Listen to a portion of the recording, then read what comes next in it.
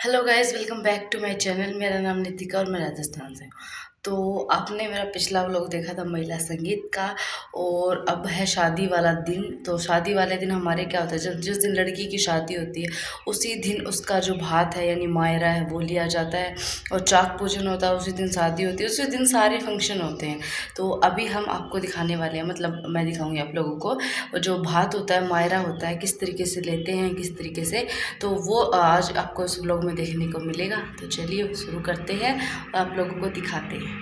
तो हमारे जब भी भात नूतने जाते हैं तो एक टोकनी लेके जाते हैं। जो भी भात अपने गांव अपने घर पे नूतने जाते हैं मायरा, तो जो टोकनी होती है उसको लड्डुओं की भर के या मिठाई की भर के लेके जाते हैं।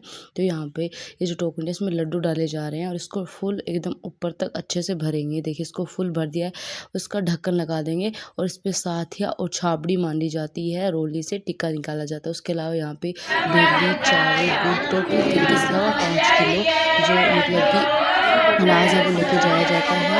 और फिर यहाँ पे जो लुगाइयाँ हैं वो गीत गाती हैं मायरे के। तो भात नोचने जाते हैं, मायरा नोचने जाते हैं, उसके गीत गाते हैं यहाँ पे बैठ के।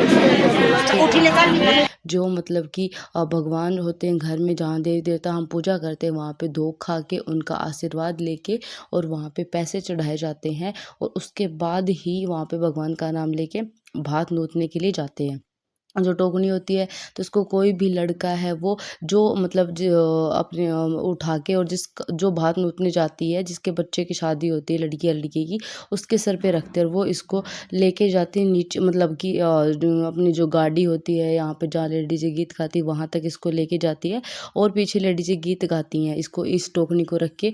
और ये फिर अपने घर पे लेके जाती है गाड़ी में रख के। और फिर यहाँ पे इसको खाया जाता है और ये जो लड्डू लेडीज़ों में बांटे जाते हैं।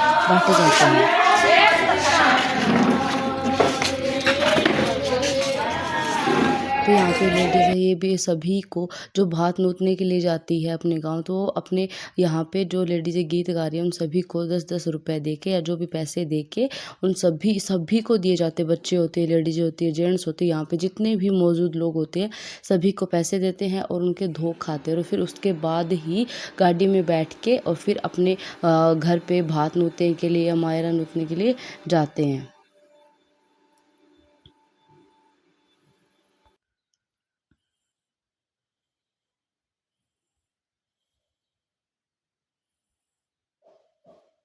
और फिर जब वो लेडीज़ चली, मतलब भात नोचने के लिए चले जाते हैं, उसके बाद में उनके घर पे जो भी बहन बेटी आई हुई होती है वो इन सभी लेडीज़ों को गुड़ बांटते हैं। हमारे रिचुअल होता है कि इनको गुड़ ही बांटा जाता है। और फिर उसके बाद हम लोग तैयारी करते हैं बान की, यानी बान बिठाने का जो काम होता है तो उसकी तैयारी होती है इसी दिन। तो इसमें जो बाकली होती है यानी गेहूँ और चने को मिलाकर बनाई जाती है। और जो मतलब कि चावल रांधे जाते हैं वो यहाँ पे इनको चढ़ा दिया है रंधने के लिए। और फिर हम लोग जाते हैं चाक नूतने के लिए। तो चाक पूजन बाद में होता है, पहले उसको नूता जाता है। तो ये चाक नूतने के लिए जो कुम्हार होते हैं जिनके घर मटके बनाए जाते हैं उन्हीं के घर जाते हैं। और वहाँ पे चाक होता है जिसपे मटके बनाए जाते हैं, जो मशीन होती है चाक बनाने की। पहले तो मशीन नहीं होती थी, आजकल मशीनें हैं। तो ये पहले वो गोल चकला होता है जिसको चाक बोलते थे, तो ये वही है। इस पे साथिया निकाला जाता है, छाबड़ी मांडी जाती है, चावल मूंग चढ़ाए जाते हैं। और जो नाड़ होता है, जिसे कई जगह मोली भी बोलते हैं, तो इसको इसके चारों तरफ बांधते हैं इस तरीके से। और फिर बांधने के बाद इसके ऊपर गुड़ या मिठाई जो भी होती है वो चढ़ाई जाती है, रुपए चढ़ाए जाते हैं और धोख खाई जाती है। तो इस तरीके से चाक पूजन होता है। तो ये हो गया चाक का पूजन। अब इसके बाद जब हम बान बिठाते हैं तो बान बिठाने के टाइम पे और जब देवी देवता पूजे जाते हैं उसके टाइम पे जो बर्तन चाहिए होती है, मतलब कि जो भी जैसे सराई बोलते हैं और जो हांडी बोलते हैं, वो चाहिए होता है हमें। तो यहाँ पे मिलते, देखिए ये इनके घर से फूल तोड़े हमने, क्योंकि फूल भी शगुन के तौर पे रखे जाते हैं। तो ये देखिए यहाँ पे ये सब, ये कुंडी है, इसमें सब पानी डाल के, और ये सब बांध के टाइम पे काम आता है हमारे। और देवी देवता पूजते हैं तो ये सब कुम्हार के घर से लेके जाना पड़ता है। तो यहाँ पे इन सभी में फूल डाले जाते हैं। अगर आपके पास हरी दूब होती है ना, वो वाली भी डाल देते, इसमें डाली है, फूल डाले हैं।